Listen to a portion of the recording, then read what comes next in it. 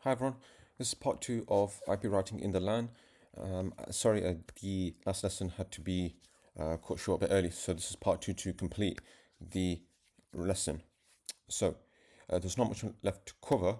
We will run implementing layer 3 Ether channels. So, to continue, basically, when it comes to the configuration of layer 3 Ether channels, it's very similar to layer 2. One of the key things though is that we need to add no switch port when we're configuring. So I'll show you in this example here that we've got a switch here, and we want to configure a layer 3 port channel. So what we're doing is interface range fast Ethernet 0/1 to 4, specify the interfaces and do no switch port and then same thing on switch 2 we're doing here. So global configuration mode, and then interface range fast Ethernet 0/1 to 4, and then whoops, a little error there. Just correct that, and then we again enter no switch port, which basically makes those interfaces routed ports. So that's the first thing that we need to keep in mind there. And then let's actually now create those port channels. So what we do is go into global configuration mode, back into global configuration mode, specify the interface range, channel -group, specify here port channel number 1, mode passive, and that creates a port channel 1 there. And we do this in order to create a port channel on a layer 3 switch. And a layer 2 switch would be very similar, but we wouldn't put no switch port. But here, because we're doing it on a layer 3 switch, we need to make that port routed port, and that is the process there. Now, very important to remember that you must enable IP routing on a layer 3 switch in order to configure a layer 3 network, including IP addressing on the switch. So you issue it by issuing the IP routing command on Cisco IS device that supports this, enables the device to behave as a router. Okay, so the issuing the IP routing command on a Cisco IS device that supports it enables the device to behave as a router. So let's just have an overview of the configuration process. We need to make the physical switch port, a routed port using the no switch port command. We use the channel -group interface, insert the number mode on command. The channel -group insert mode on command to add the port to the channel. It doesn't have to be mode on, could be mode passive, mode active. Remember, there's different parameters there depending on if you're using PAGP, okay, LACP. So if you're using LACP, it's active and passive. With PAGP, we use different syntax there.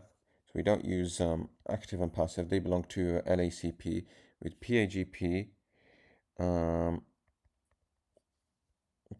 we use something else. We use auto and desirable.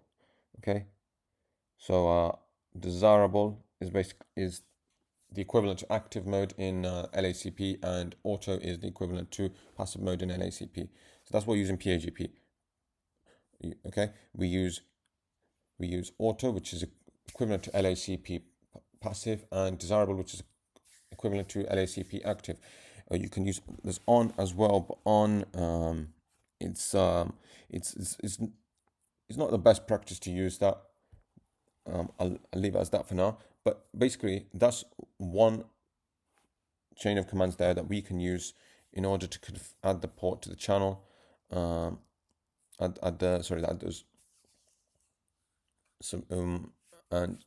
We configure the port channel interface, right? We configure the port channel interface.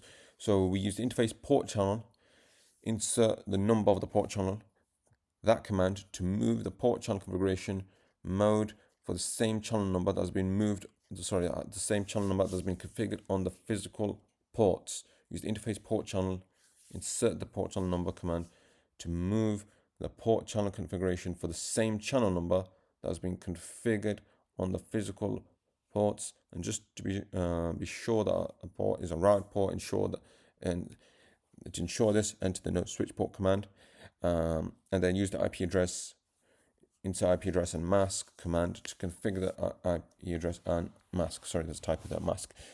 So 3 requirements we need to think about for layer 3 each channels. So the port channel interface, the port channel and the interface and the physical interface,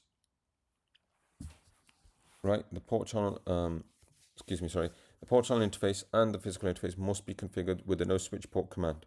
The physical ports in the channel must use the same speed, and the physical ports in the channel must use the same duplex. Let's finally look at the configuration of routing for embedded switch ports. So, configuration of routing for embedded switch ports. Basically, we can on some routers, the